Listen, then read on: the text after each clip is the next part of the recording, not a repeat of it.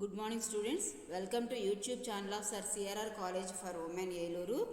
Now manam modern physics lo radioactivity decay lo last topic అయినటువంటి beta decay గురించి ఈ వీడియోలో డిస్కస్ చేద్దాం. Beta decay. సో ఈ బీటా డీకేలో జనరల్గా ఎలక్ట్రాన్ అనేది అన్స్టేబుల్ న్యూక్లియస్ నుంచి బయటికి రిలీజ్ అవుతుంది. అయితే ఆ రిలీజ్ అవ్వడం అనేది 3 టైప్స్లో జరగడానికి అవకాశం ఉంటుంది. అందులో first type emission of electron, second one positron emission, third one electron capture. So first emission of electron గురించి చూద్దాం. ఈ ప్రాసెస్లో ఏం జరుగుతుంది అంటే అన్స్టేబుల్గా ఉన్నటువంటి న్యూక్లియస్ లోపల న్యూట్రాను ఎలా కన్వర్ట్ అవుతుందంటే ఒక ప్రోటాన్ కింద కన్వర్ట్ అవుతుంది. సో అలా ప్రోటాన్ కింద కన్వర్ట్ అయ్యేటువంటి క్రమంలో మాస్ ఛార్జు బ్యాలెన్స్ అవ్వడం కోసం ఎలక్ట్రాన్ కూడా రిలీజ్ అవుతుంది. ఆ రిలీజ్ అయినటువంటి ఎలక్ట్రాన్ న్యూక్లియస్లో ఎక్కువసేపు ఉండకుండా ఇమీడియట్గా న్యూక్లియస్ నుంచి బయటకు వచ్చేస్తుంది. దాన్నే నెగిటివ్ బీటా డీకే అని పిలుస్తారు. సో ఈ విధంగా జరగడం వల్ల ఏమవుతోంది అంటే మీకు పేరెంట్ న్యూక్లియస్కి డాటర్ న్యూక్లియస్కి అంటే న్యూట్రాన్ ప్రోటాన్ కింద కన్వర్ట్ అవ్వడానికి బిఫోర్ ఉన్నదాన్ని పేరెంట్ న్యూక్లియస్ అని పిలుస్తాము. కన్వర్షన్ జరిగిన తర్వాత ఉన్నదాన్ని డాటర్ న్యూక్లియస్ అని పిలుస్తాము. సో ఈ పేరెంట్ డాటర్ న్యూక్లియస్ యొక్క మాస్ నెంబర్స్లో ఎటువంటి వేరియేషన్ ఉండదు, కానీ ఏమవుతుంది మీకు అటామిక్ నెంబర్లో వేరియేషన్ వస్తుంది. పేరెంట్ కన్నా డాటర్ న్యూక్లియస్ యొక్క అటామిక్ నెంబరు 1 ఇంక్రీజ్ అవుతుంది. కారణం ఏంటి అంటే ఇక్కడ చూడండి, న్యూట్రాను ప్రోటాన్ కింద కన్వర్ట్ అయ్యింది. ప్రోటాన్ కింద కన్వర్ట్ అయ్యేటువంటి క్రమంలో ఇక్కడ ఉన్నటువంటి అటామిక్ నెంబరు బ్యాలెన్స్ అవ్వాలి, అలాగే మాస్ నెంబర్ కూడా బ్యాలెన్స్ అవ్వాలి. చూడండి, ఇక్కడ మాస్ నెంబర్ ఇక్కడ 1 ఉంది, ఇక్కడ 1 ఉంది, కాబట్టి బిఫోర్ ఆఫ్టర్ మాస్ నెంబర్లో ఎలాంటి వేరియేషన్ లేదు. కానీ అటామిక్ నెంబర్ తీసుకునేసరికల్లా న్యూట్రాన్కి ఎటువంటి ఛార్జ్ లేదు కాబట్టి కింద 0 ఉంటుంది. బట్ ప్రోటాన్కి వచ్చేసరికల్లా ఛార్జ్ 1 కాబట్టి ఇక్కడ అటామిక్ నెంబర్ ప్లేస్లో 1 ఉంది. ఒక న్యూట్రాన్ ఒక ప్రోటాన్ కింద కన్వర్ట్ అవడం వల్ల ఛార్జ్లో ఒక వేరియేషన్ వస్తుంది. సో అది బ్యాలెన్స్ చేయడం కోసం దాంతోపాటుగా ఏం రిలీజ్ అవుతోంది, మనకి ఎలక్ట్రాన్ రిలీజ్ అవుతుంది. చూడండి, ఇక్కడ +1 -1 రెండు కలిపితే ఏమవుతుంది 0. సో బిఫోరు ఆఫ్టర్ రెండిటి యొక్క ఛార్జు బ్యాలెన్స్ అయ్యే విధంగా ఒక న్యూట్రాను ఎలా కన్వర్ట్ అవుతుంది, ప్రోటాన్ ప్లస్ ఎలక్ట్రాన్ కింద కన్వర్ట్ అవుతుంది. ఇలా కన్వర్ట్ అవ్వటం చేత ప్రొడ్యూస్ అయినటువంటి డాటర్ న్యూక్లియస్ యొక్క అటామిక్ నెంబర్ ఏమవుతుంది, మీకు 1 ఇంక్రీజ్ అవుతుంది. Next positron emission. ఈ పాజిట్రాన్ ఎమిషన్ ఎలా జరుగుతుంది అంటే ఆ అన్స్టేబుల్ న్యూక్లియస్ లోపల ఉన్నటువంటి ప్రోటాను ఈసారి న్యూట్రాన్ కింద కన్వర్ట్ అవుతుంది. సో ప్రోటాన్ న్యూట్రాన్ కింద కన్వర్ట్ అవ్వాలి అంటే కనుక ఇందాకట్లాగే atomic number mass number balance అయ్యాయో లేదో చూసుకోవాలి. చూడండి, ఇక్కడ ప్రోటాన్కి అటామిక్ నెంబరు మాస్ నెంబరు 2 1 ఉన్నాయి. సో మాస్ నెంబర్ చెక్ చేసినట్లయితే కనుక ఇక్కడ 1 ఉంది, ఇక్కడ 1 ఉంది, కాబట్టి మాస్ నెంబర్ బ్యాలెన్స్ అయిపోయింది. కానీ అటామిక్ నెంబర్ తీసుకునేసరికల్లా ఇక్కడ 1 ఉంది, ఇక్కడికి వచ్చేసరికల్లా 0 ఉంది. అంటే బిఫోర్ ఆఫ్టర్లో ఛార్జ్ వేరియేషన్ ఉంది కాబట్టి, అటామిక్ నెంబర్ వేరియేషన్ ఉంది కాబట్టి దాన్ని బ్యాలెన్స్ చేయడం కోసం ఇప్పుడు ఏం రిలీజ్ అవుతుంది, పాజిటివ్ ఎలక్ట్రాన్ రిలీజ్ అవుతుంది. దాన్నే పాజిట్రాన్ అని పిలుస్తారు, లేదా యాంటీ ఎలక్ట్రాన్ అని కూడా పిలవచ్చు. ఓకే, అంటే ఒక ప్రోటాన్ న్యూట్రాన్ కింద కన్వర్ట్ అయ్యేటువంటి క్రమంలో పాజిట్రాన్ కూడా రిలీజ్ అవుతుంది. సో ఆ పాజిట్రాన్ న్యూక్లియస్ నుంచి బయటకు వచ్చేస్తోంది. దాన్ని ఏమని పిలుస్తున్నారు, ఇక్కడ పాజిటివ్ బీటా డీకే అని పిలుస్తున్నారు. సో ఈ విధమైనటువంటి కన్వర్షన్ జరగడం వల్ల మాస్ నెంబర్లో వేరియేషన్ లేకపోయినప్పటికీ కూడా కొత్తగా ప్రొడ్యూస్ అయినటువంటి డాటర్ న్యూక్లియస్ యొక్క అటామిక్ నెంబర్ 1 డిక్రీజ్ అవుతుంది. Next electron capture. దీన్ని ఎలక్ట్రాన్ క్యాప్చర్ అని కూడా పిలుస్తాం. సో ఎలక్ట్రాన్ క్యాప్చర్ అనేటువంటి పద్ధతి తీసుకున్నట్లయితే కనుక ఈ పద్ధతిలో ఏం జరుగుతుంది అంటే అన్స్టేబుల్ న్యూక్లియస్లో ఉన్నటువంటి ప్రోటాను న్యూట్రాన్ కింద కన్వర్ట్ అవుతుంది ఇక్కడ కూడా. అయితే ఆ కన్వర్షన్ ఎలా జరుగుతుంది అంటే న్యూట్రాన్ కింద కన్వర్ట్ అయ్యేటువంటి క్రమంలో అక్కడ బ్యాలెన్స్ చేయడం కోసం కంపల్సరీగా ఒక ఎలక్ట్రాన్ అవసరం అవుతుంది. సో ఆ ఎలక్ట్రాన్ని ఎక్కడి నుంచి తెచ్చుకుంటారు అంటే న్యూక్లియస్ చుట్టూ తిరుగుతున్నటువంటి ఎలక్ట్రాన్స్లోంచి ఒక ఎలక్ట్రాన్ని ఈ న్యూక్లియస్ అబ్జార్బ్ చేసేసుకుంటుంది. సో ఆ అబ్జార్బ్ అయినటువంటి ఎలక్ట్రాను ప్రోటాను రెండు కంబైన్ అయ్యి మనకు ఒక న్యూట్రాన్ని ఫామ్ చేస్తుంది. ఓకే, అయితే ఇక్కడ ప్రాబబుల్లీ న్యూక్లియస్కి దగ్గరగా ఉన్నటువంటి షెల్ ఏంటి అంటే కే షెల్లే, కాబట్టి ఈ కే షెల్లోంచి ఎలక్ట్రాన్ని అబ్జార్బ్ చేసుకుని ఉంటుంది. కాబట్టి న్యూక్లియస్ దీన్ని ఎలక్ట్రాన్ క్యాప్చర్ అని కానీ లేదంటే కే ఎలక్ట్రాన్ క్యాప్చర్ అని కానీ పిలుస్తారు. ఓకే, చూడండి, ప్రోటాను ఆర్బిట్స్లో తిరుగుతున్నటువంటి ఎలక్ట్రాన్ని అబ్జార్బ్ చేసుకొని ఎలా మారింది, న్యూట్రాన్ కింద కన్వర్ట్ అయింది. ఓకే, సో ఇలా కన్వర్ట్ అయినటువంటి క్రమంలో మనకి కే షెల్లో ఒక వేకెన్సీ ఏర్పడింది. కాబట్టి ఆ వేకెన్సీ మళ్ళీ ఏం చేయబడుతుంది, ఆ రిమైనింగ్ Z-1 ఎలక్ట్రాన్స్ చేత రీఅరేంజ్మెంట్ జరుగుతుంది. సో ఆ అరేంజ్మెంట్ జరిగేటువంటి క్రమంలో మనకి కంటిన్యూస్గా ఏం రిలీజ్ అవుతాయి, ఎక్స్రేస్ రిలీజ్ అవుతాయి అన్నమాట. Energy spectrum of beta particles, continuous and discrete spectrum. So ఇక్కడ మనం ఏం చేయబోతున్నామంటే బీటా పార్టికల్స్ యొక్క ఎనర్జీ ఏ విధంగా ఉంటుంది అనేటువంటి ఎక్స్పెరిమెంటల్ స్టడీ గురించి డిస్కస్ చేద్దాం. సో దానికోసం ఏం చేస్తున్నారు, జిఎం కౌంటర్ సహాయంతో ఒక అన్స్టేబుల్ న్యూక్లియస్ నుంచి వస్తున్నటువంటి బీటా పార్టికల్స్ యొక్క నెంబర్కి అలాగే వాటి యొక్క ఎనర్జీకి మధ్య గ్రాఫ్ డ్రా చేసినప్పుడు వాళ్ళు ఏం గమనించారు అంటే ఒక కంటిన్యూమ్ కనిపించింది, అలాగే అక్కడక్కడ షార్ప్ లైన్స్ కనిపించాయి. ఓకే, ఈ కంటిన్యూమ్ని ఏమని పిలుస్తున్నామంటే కంటిన్యూస్ స్పెక్ట్రా అని పిలుస్తున్నారు. ఆ షార్ప్ లైన్స్ ఏమని పిలుస్తున్నారు అంటే లైన్ స్పెక్ట్రా అని పిలుస్తున్నారు. ఓకే, జిఎం కౌంటర్కి బదులుగా ఆ ఫోటోగ్రాఫిక్ ప్లేట్ని యూజ్ చేసి ఆ స్పెక్ట్రమ్ని ఫైండ్ అవుట్ చేసినట్లయితే గనక ఆ స్పెక్ట్రమ్ ఎలా వచ్చింది అంటే ఈ విధంగా వచ్చింది. బ్యాక్ సైడ్ అంతా కూడా ఒక బ్యాక్గ్రౌండ్, డార్క్ బ్యాక్గ్రౌండ్ వచ్చి దాని మీద అక్కడక్కడ షార్ప్ లైన్స్ కనిపించాయి. ఓకే, ఆ డార్క్ బ్యాక్గ్రౌండ్ అంతా కూడా మనం దేన్ని రిప్రజెంట్ చేస్తుంది అంటే కంటిన్యూస్ స్పెక్ట్రాని రిప్రజెంట్ చేస్తోంది. ఆ లైన్స్ ఏమి రిప్రజెంట్ చేస్తున్నాయి అంటే beta particles having definite and discrete velocities ఉన్నటువంటి వాటిని రిప్రజెంట్ చేస్తుంది. చూడండి, జిఎం కౌంటర్ యూజ్ చేసినప్పుడు వచ్చినటువంటి గ్రాఫ్ రిప్రజెంటేషన్ ఇది. ఎనర్జీ వర్సెస్ నెంబర్ ఆఫ్ పార్టికల్స్కి గ్రాఫ్ గీస్తే ఒక కంటిన్యూస్ లైన్ వచ్చింది, దాన్ని కంటిన్యూమ్ అని పిలుస్తున్నారు. అక్కడక్కడ షార్ప్ పీక్స్ వచ్చాయి, ఈ షార్ప్ పీక్స్ని లైన్ స్పెక్ట్రా అని పిలుస్తున్నారు. ఈ కంటిన్యూస్గా ఉన్నటువంటి దాన్ని కంటిన్యూస్ స్పెక్ట్రా అని పిలుస్తున్నారు. సో ఆ గ్రాఫ్ ఎక్కడైతే ఎండ్ అవుతుందో దాన్ని end point or end point energy అని పిలుస్తున్నారు. ఫోటోగ్రాఫిక్ ప్లేట్తో తీసుకున్నటువంటి దాంట్లో కూడా ఎండ్ పాయింట్ అనేది ఉంటుంది. Continuous spectrum, discrete spectrum. So ఈ కంటిన్యూస్ స్పెక్ట్రమ్ నుంచి ఏం అర్థం చేసుకోవచ్చు అంటే బీటా పార్టికల్స్ యొక్క ఎనర్జీ డిస్ట్రిబ్యూషను కంటిన్యూస్గా ఉంది. ఆ వాల్యూ 0 నుంచి ఒక మ్యాక్సిమం వాల్యూ వరకు ఉంది అనేటువంటి విషయం అర్థమవుతుంది. సో ఈ మ్యాక్సిమం వాల్యూని ఎండ్ పాయింట్ ఎనర్జీ అని పిలుస్తున్నాము. ఈ ఎండ్ పాయింట్ ఎనర్జీ నుంచి మనకి ఏం తెలుస్తుంది అంటే ఆ ఎమిటర్ యొక్క క్యారెక్టరిస్టిక్స్ తెలుస్తాయి. ఎమిటర్ అంటే నథింగ్ బట్ ఆ అన్స్టేబుల్ న్యూక్లియస్ యొక్క క్యారెక్టరిస్టిక్స్ తెలుస్తాయి. అలాగే డిస్క్రీట్ స్పెక్ట్రమ్ దగ్గరకు వచ్చేసరికల్లా ఈ డిస్క్రీట్ స్పెక్ట్రమ్ అన్ని రేడియో యాక్టివ్ సబ్స్టెన్సెస్ ఇవ్వవు, కొన్ని మాత్రమే వీటిని రిలీజ్ చేస్తాయి. ఓకే, సో ఈ స్పెక్ట్రాని ఏమని పిలుస్తారు అంటే సెకండరీ స్పెక్ట్రా అని కానీ లైన్ స్పెక్ట్రా అని కానీ పిలుస్తారు. ఈ కంటిన్యూస్ స్పెక్ట్రా అనేది దేనివల్ల వస్తుంది అంటే ఒక న్యూక్లియస్ లోపల న్యూట్రాన్ ప్రోటాన్ కింద లేదా ప్రోటాన్ న్యూట్రాన్ కింద కన్వర్ట్ అయ్యేటువంటి క్రమంలో జరిగే డిజింటిగ్రేషన్ కారణంగానే ఈ కంటిన్యూస్ స్పెక్ట్రా అనేది వస్తుంది. కానీ లైన్ స్పెక్ట్రా దగ్గరికి వచ్చేసరికల్లా ఎక్స్టర్నల్గా ఉన్నటువంటి ఎలక్ట్రాన్స్ ఏవైతే ఉన్నాయో అంటే KLMN అనేటువంటి షెల్స్లో ఉన్నటువంటి ఎలక్ట్రాన్స్ ఏవైతే ఉన్నాయో వాటి యొక్క ఇంటర్నల్ కన్వర్షన్ కారణంగా ఈ లైన్ స్పెక్ట్రా అనేది వస్తుంది. సో ఇది ఎలిమెంట్ మీద డిపెండ్ అయి ఉంటుందన్నమాట. సో ఈ కంటిన్యూస్ స్పెక్ట్రాని ప్రైమరీ ఆర్ డిసింటిగ్రేషన్ ఎలక్ట్రాన్స్ అని పిలుస్తున్నాము.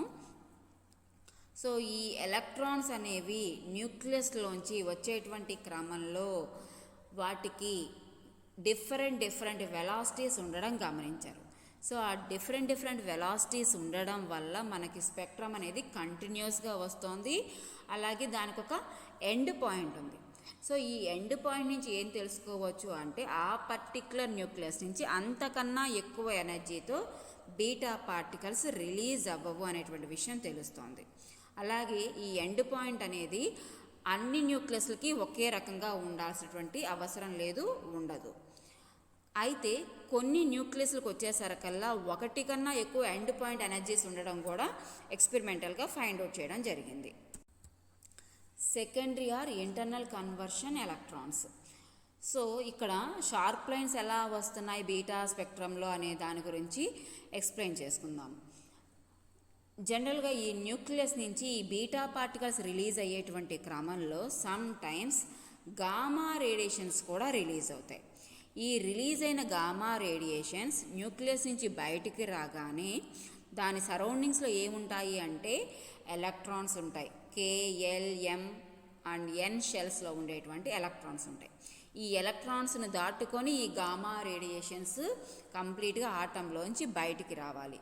అలా వచ్చేటువంటి క్రమంలో ఒక్కొక్కసారి 1-2 ఎలక్ట్రాన్స్, సమ్టైమ్స్ ఇంకా ఎక్కువ ఎలక్ట్రాన్స్ని కూడా ఈ గామా రేడియేషన్స్ ఏం చేస్తాయి, తమతో పాటు బయటకు తీసుకొచ్చేస్తాయి. అలా తీసుకురావడం వల్ల వచ్చేటువంటి స్పెక్ట్రాని లైన్ స్పెక్ట్రా అని పిలుస్తున్నారు. అంటే ఈ సెకండరీ ఎలక్ట్రాన్స్ అనేవి న్యూక్లియస్ నుంచి వస్తున్నటువంటి ఎలక్ట్రాన్స్ కావు, న్యూక్లియస్ చుట్టూ షెల్స్లో తిరుగుతున్నటువంటి ఎలక్ట్రాన్స్ వల్ల వస్తున్నటువంటి స్పెక్ట్రా. అవి కూడా దేనివల్ల వస్తున్నాయి, గామా రేడియేషన్స్ అదే టైంలో రిలీజ్ అవ్వడం వల్ల అవి ఈ ఎలక్ట్రాన్స్ని బయటికి తీసుకురావటం చేత ఈ లైన్ స్పెక్ట్రా అనేది వస్తుంది. ఓకే, అయితే ఈ లైన్ స్పెక్ట్రా అన్ని సందర్భంలోనూ రావాల్సినటువంటి అవసరం లేదు. ఫర్ ఎగ్జాంపుల్ సోడియం తీసుకున్నట్లయితే కనుక సోడియం 24లో ఈ గామా రేడియేషన్స్ కూడా రిలీజ్ అవుతాయి. సో దట్ అవి లైన్ స్పెక్ట్రాని ప్రొడ్యూస్ చేస్తాయి. అదేవిధంగా బిస్మత్ తీసుకున్నట్లయితే కనుక అది ఎట్టి పరిస్థితుల్లోనూ మనకి లైన్ స్పెక్ట్రాని ఇవ్వదు. అయితే బీటా డిజింటిగ్రేషన్ అలాగే ఆల్ఫా డిజింటిగ్రేషన్ రెండు ప్రాసెస్లు కంప్లీట్గా డిఫరెంట్. ఎలా డిఫరెంట్ అంటే ఆల్ఫా పార్టికల్స్ న్యూక్లియస్ లోపల ఇనీషియల్గా ఫామ్ అప్ అయి ఉంటాయి. నథింగ్ బట్ 2 ప్రోటాన్స్ 2 న్యూట్రాన్స్ కలిస్తేనే ఒక ఆల్ఫా పార్టికల్ కాబట్టి అవి విత్ ఇన్ ద న్యూక్లియస్లోనే ఎగ్జిస్ట్ అయి ఉంటాయి. కాబట్టి అవి 4 కలిసి న్యూక్లియస్ నుంచి బయటికి రిలీజ్ అవుతాయి. అయితే ఈ బీటా పార్టికల్స్ మాత్రం ఇనీషియల్గా న్యూక్లియస్లో ఉండవు. అవి కేవలం at the time of emission, అవి న్యూక్లియస్ నుంచి బయటికి రావడానికి జస్ట్ బిఫోర్ మాత్రమే ఈ బీటా పార్టికల్స్ అక్కడ క్రియేట్ అవుతాయి, వెంటనే బయటికి ఎమిట్ చేయబడతాయి. ఓకే, అలాగే ఆల్ఫా పార్టికల్స్ యొక్క ఎనర్జీ స్పెక్ట్రమ్ తీసుకున్నట్లయితే గనక అది డిస్క్రీట్ స్పెక్ట్రమ్ మాత్రమే కలిగి ఉంటుంది. కానీ బీటా పార్టికల్స్లో కంటిన్యూస్ అలాగే ఈ డిస్క్రీట్ స్పెక్ట్రా కూడా ఉన్నాయి. అయితే ఈ బీటా స్పెక్ట్రంలో ఉన్నటువంటి ఆ కంటిన్యూస్ స్పెక్ట్రాని అర్థం చేసుకోవడంలో, ఎక్స్ప్లెనేషన్ చేయడంలో కొన్ని డిఫికల్టీస్ ఉన్నాయి. అవేంటో ఇక్కడ చూద్దాం. ఈ కంటిన్యూస్ ఎనర్జీ స్పెక్ట్రా ఉండటం చేత అలాగే ఒక ఎండ్ పాయింట్ ఉండటం చేత ఇది ఏం కాంట్రడిక్షన్ చూపిస్తోంది అంటే జనరల్గా న్యూక్లియస్లో ఎలక్ట్రాన్స్ ఎలా అయితే డిఫరెంట్ ఎనర్జీ లెవెల్స్లో ఉంటున్నాయో అలాగే ఈ న్యూట్రాన్స్ ప్రోటాన్స్ కూడా డిఫరెంట్ ఎనర్జీ స్టేట్స్లో ఉంటాయని చెప్పుకున్నాం. సో అది నిజమైనట్లయితే కనుక ఇక్కడ ఈ కంటిన్యూస్ స్పెక్ట్రా రావడానికి ఛాన్స్ లేదు. డిస్క్రీట్ ఎనర్జీ స్టేట్స్ ఉంటే డిస్క్రీట్ స్పెక్ట్రానే రావడానికి ఛాన్సెస్ ఉంటాయి. సో ఇదొక కాంట్రడిక్షన్. అలాగే ఇంకొక కాంట్రడిక్షన్ ఏంటి అంటే స్పిన్ గురించి చెప్పలేకపోయింది. అలాగే వాటి యొక్క అరేంజ్మెంట్ గురించి కూడా ఇక్కడ కాంట్రడిక్షన్ ఉంది. సో ఏంటి ఆ స్పిన్ గురించి ఉన్న కాంట్రడిక్షన్ అంటే బీటా పార్టికల్స్ అంటే నథింగ్ బట్ ఫెర్మియాన్స్, వాటికి స్పిన్ కంపల్సరీగా హాఫ్ ఉంటుంది. సో మరి ఇలా హాఫ్ స్పిన్ కలిగి ఉన్నటువంటి బీటా పార్టికల్స్ ఒక న్యూక్లియస్ నుంచి బయటకు వచ్చేస్తే అప్పుడు కంపల్సరిగా కొత్తగా ప్రొడ్యూస్ అయినటువంటి పేరెంట్ న్యూక్లియస్ యొక్క స్పిన్లో ఎంత వేరియేషన్ ఉండాలి? హాఫ్ వేరియేషన్ ఉండాలి. కానీ ఎక్స్పెరిమెంటల్గా ఫైండ్ అవుట్ చేసినప్పుడు ఇంటిగ్రల్ స్పిన్ కలిగి ఉన్నటువంటి పేరెంట్ న్యూక్లియస్లోంచి బీటా పార్టికల్స్ బయటకు వస్తే ఆ డాటర్ న్యూక్లియస్ యొక్క స్పిన్ ఏదర్ సేమ్గా అయినా ఉంది, లేదంటే ఇంటిగ్రల్ చేంజ్లో ఉండడం గమనించారు. సో దీని గురించి కూడా ఎటువంటి ఎక్స్ప్లెనేషన్ లేదు. అలాగే ఇక్కడ ఇంకొక పాయింట్ ఏం చెప్తున్నారు అంటే ఈ స్పిన్ కన్జర్వ్ అవటం లేదు కాబట్టి యాంగులర్ మొమెంటం కూడా వైలేట్ అవుతున్నట్లుగా ఫైండ్ అవుట్ చేశారు. అలాగే ఎక్స్పెరిమెంటల్గా మరొక విషయం తెలిసింది ఏంటి అంటే కన్జర్వేషన్ ఆఫ్ లీనియర్ మొమెంటం కూడా ఇక్కడ వైలేట్ అవ్వడం గమనించారు. అయితే ఈ డిఫికల్టీస్ అన్నిటి గురించి, ఈ కాంట్రడిక్షన్స్ అన్నిటి గురించి కొత్త హైపోథసిస్ ఉంది. దాన్ని బేస్ చేసుకొని సక్సెస్ఫుల్ ఎక్స్ప్లెనేషన్ ఇప్పుడు చూద్దాం. సో ఆ explanation neutrino hypothesis of beta decay. So ఈ న్యూట్రినో హైపోథసిస్ ఏం చెప్తోంది అంటే బీటా పార్టికల్స్ రిలీజ్ అయ్యేటువంటి క్రమంలో వాటితో పాటుగా negligible mass, charge zero, spin half ఉన్నటువంటి మరొక కొత్త పార్టికల్ కూడా రిలీజ్ అవుతుంది. ఆ పార్టికల్కి కొంత ఎనర్జీ మొమెంటం కూడా ఉంటాయి అని ఈ హైపోథసిస్ చెప్తోంది. ఓకే, ఆ పార్టికల్ పేరు ఏమంటున్నారు? న్యూట్రినో అని పిలుస్తున్నారు. It travels with velocity of light. So అయితే ఈ బీటా డీకే జరిగేటువంటి క్రమంలో బయటకు వస్తున్నటువంటి బీటా పార్టికల్స్ ఏవైతే ఉన్నాయో అవి న్యూక్లియస్లో ఇనీషియల్గా ఉండవు. అవి కేవలం ఒక న్యూట్రాన్ ప్రోటాన్ కింద లేదా ప్రోటాను న్యూట్రాన్ కింద కన్వర్ట్ అయ్యేటువంటి క్రమంలో మాత్రమే ప్రొడ్యూస్ అవుతాయి. ప్రొడ్యూస్ అయినవి ఇమీడియట్గా న్యూక్లియస్ నుంచి బయటికి రాబడతాయి. ఓకే, సో ఈ బీటా డీకే ప్రాసెస్ని ఈ విధంగా రిప్రజెంట్ చేస్తున్నారు. న్యూట్రాన్ ప్రోటాన్ కింద కన్వర్ట్ అయ్యేటువంటి క్రమంలో ఎలక్ట్రాను అలాగే న్యూట్రినో కూడా రిలీజ్ అవుతుంది. చూడండి, ఈక్వేషన్ రూపంలో ఇలా చూపిస్తున్నాము. మాస్ నెంబర్స్ ఇక్కడ 1, ప్రోటాన్కి 1, ఎలక్ట్రాను న్యూట్రినో మాస్లెస్ పార్టికల్స్ కాబట్టి నెగ్లిజిబుల్ మాస్ కాబట్టి 0 సబ్స్టిట్యూట్ చేశాము. So mass before after 1 balance అయిపోయింది. ఛార్జ్కి వచ్చేసరికల్లా న్యూట్రాన్ ఛార్జ్ 0, ప్రోటాన్ 1, ఎలక్ట్రాన్ -1, న్యూట్రినోకి 0. సో +1 -1 కలిపితే 0. సో ఛార్జ్ బిఫోర్ ఆఫ్టర్ 0 ఉంది. సో ఛార్జ్ కూడా బ్యాలెన్స్ అయ్యింది. ఓకే, అలాగే ఒకవేళ ప్రోటాన్ న్యూట్రాన్ కింద కన్వర్ట్ అయితే కనుక అప్పుడు ఎలక్ట్రాన్ ప్లేస్లో పాజిట్రాను, న్యూట్రినో ప్లేస్లో యాంటీ న్యూట్రినో వస్తుంది. సో ఈ న్యూట్రినో హైపోథసిస్ ద్వారా అక్కడ మాస్, ఛార్జ్ రెండూ కూడా కన్జర్వ్ అవుతున్నాయి. అలాగే బీటా స్పెక్ట్రంలో ఉన్నటువంటి ఆ కంటిన్యూస్ ఎనర్జీ డిస్ట్రిబ్యూషన్ ఎలా జరిగింది అనే దాన్ని సక్సెస్ఫుల్గా ఎక్స్ప్లెయిన్ చేస్తూ లీనియర్ అండ్ యాంగులర్ మొమెంటమ్స్ కూడా సక్సెస్ఫుల్గా ఎక్స్ప్లెయిన్ చేయడం జరిగింది. అయితే ఈ బీటా డీకే జరిగేటువంటి క్రమంలో ప్రోటాన్ న్యూట్రాన్ కింద లేదా న్యూట్రాన్ ప్రోటాన్ కింద కన్వర్షన్ జరిగినప్పుడు ఆ ప్రోటాను న్యూట్రాన్ న్యూక్లియస్లోనే ఉండిపోతున్నాయి. కానీ ఈ బీటా పార్టికల్ అలాగే దానితో పాటు రిలీజ్ అయినటువంటి న్యూట్రినో రెండూ ఒకేసారి న్యూక్లియస్ నుంచి బయటకు వస్తున్నాయి. ఆ వచ్చేవి రెండూ కూడా ఎండ్ పాయింట్ ఎనర్జీ ఏదైతే ఉందో దాన్ని రెండు షేర్ చేసుకుంటున్నాయి. సో ఆ షేర్ చేసుకోవడం అనేది ఈవెన్గా ఉండదు. అంటే న్యూట్రినో ఎక్కువ తీసుకున్నట్లయితే గనక ఎనర్జీని బీటా పార్టికల్ తక్కువ ఎనర్జీ షేర్ చేసుకుంటుంది. అదే న్యూట్రినో తక్కువ ఎనర్జీ షేర్ చేసుకున్నట్లయితే గనక బీటా పార్టికల్ ఎక్కువ ఎనర్జీని షేర్ చేసుకుంటుంది. సో ఈ విధమైనటువంటి అనీవెన్ షేరింగ్ ఉండటం వల్ల బీటా స్పెక్ట్రమ్ కంటిన్యూస్ స్పెక్ట్రం కలిగి ఉంటుంది అని ఎక్స్ప్లెయిన్ చేయడం జరిగింది. రెండిటి యొక్క energy, that is beta and neutrino particles రెండిటి యొక్క ఎనర్జీ కలిపితే that energy will equals to end point energy, అదే మ్యాక్సిమం ఎనర్జీ. ఒకవేళ అసలు న్యూట్రినో అనేది ఎనర్జీని తీసుకోకపోయినట్లయితే గనక అప్పుడు బీటా పార్టికల్ మ్యాక్సిమం ఎనర్జీతో రిలీజ్ అవుతుంది అని ఈ న్యూట్రినో హైపోథసిస్ ఎక్స్ప్లెయిన్ చేస్తోంది.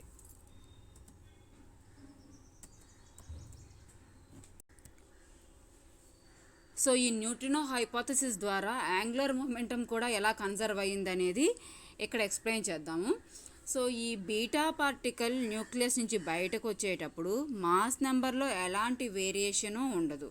అలాగే యాంగులర్ మొమెంటంలో కూడా ఎలాంటి వేరియేషన్ లేకుండా ఉండడం గమనిస్తున్నారు.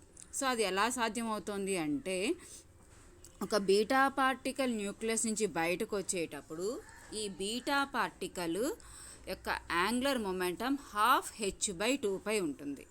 సో బీటా పార్టికల్తో పాటు న్యూట్రినో కూడా రిలీజ్ అవుతుంది కాబట్టి ఆ రిలీజ్ అయ్యే న్యూట్రినో యొక్క యాంగులర్ మొమెంటంని -12h/2 కింద డిఫైన్ చేస్తున్నారు. సో దట్ దానివల్ల బయటకు రిలీజ్ అయినప్పుడు మిగిలిపోయినటువంటి డాటర్ న్యూక్లియస్ ఏదైతే ఉందో దాని యొక్క యాంగులర్ మొమెంటం అయితే రిమైన్స్ సేమ్గా అయినా ఉంటుంది, లేదు అంటే ఇంటిగ్రల్ చేంజ్లో యాంగులర్ మొమెంటం ఉంటుంది అని ఎక్స్ప్లెయిన్ చేస్తున్నారు.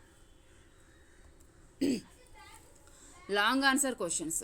సో ఈ యూనిట్ 4 మొత్తం మీద 2 చాప్టర్స్ ఉన్నాయి. 2 చాప్టర్స్ మీద 4 ఎస్ఏ క్వశ్చన్స్ ఉన్నాయి. ఫస్ట్ది liquid drop model 1 SA question, next shell model another SA question, Gamow's theory of alpha decay 3rd SA question, అలాగే energy spectra of beta decay 4th SA question. Coming to short ఆన్సర్స్కి వచ్చేసరికల్లా 2 chapters మీద again 4 short answers ఉన్నాయి. ఫస్ట్ది basic properties of nucleus, రెండోది binding energy, మూడోది వచ్చేసరికల్లా alpha DK, నాలుగోది బీటా డీకే. Thank you.